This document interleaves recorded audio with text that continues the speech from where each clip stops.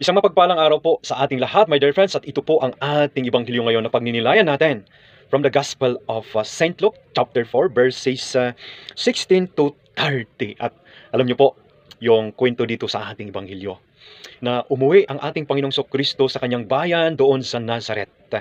At katulad ng kinaugalian niya na pumupunta siya sa sinuguga, no? Sa araw ng pamamahinga, no? Para siya ay bumasa at ay bahagi, no, ang kasulatan at ibinigay sa kanya ang aklat ng Isaiah at ito ang kanyang binasa, no, sa kanyang mga kababayan. And I quote, "Ang Espiritu ng Panginoon ay sumasa akin, sapagkat hinirang niya ako upang ipangaral sa mga mahihirap ang magandang balita.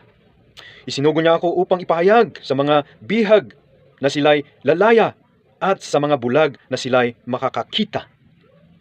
Isinugo ako upang palayain ang mga inaapi at upang ipahayag ang panahon ng pagliligtas ng Panginoon."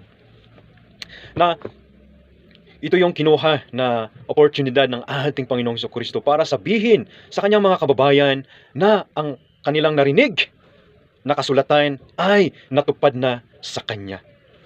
Pero ito naman ay kinagalit, no, ng kanyang mga kababayan. Hindi nila ito tinanggap, hindi nila ito kinilala sapagkat alam naman nila yung background, no, ni Jesus na siya'y anak lamang ng isang karpentero na si Jose.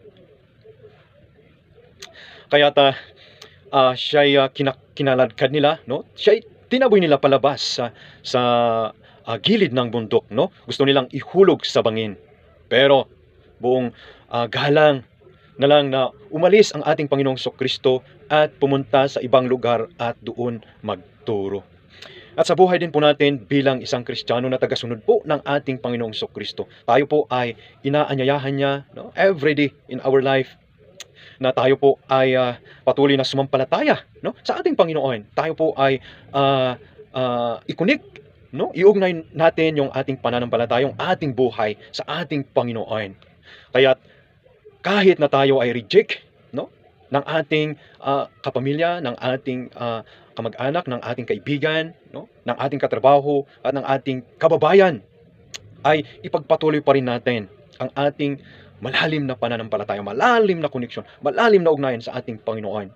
At ipagpatuloy natin ang paggawa ng mabuti sa ating kapwa at ibahagi natin ang mabuting balita ng kaligtasan na ilapit natin, no, ang ibang tao sa ating Panginoon, no, palapit patungo sa puso ng ating Panginoon.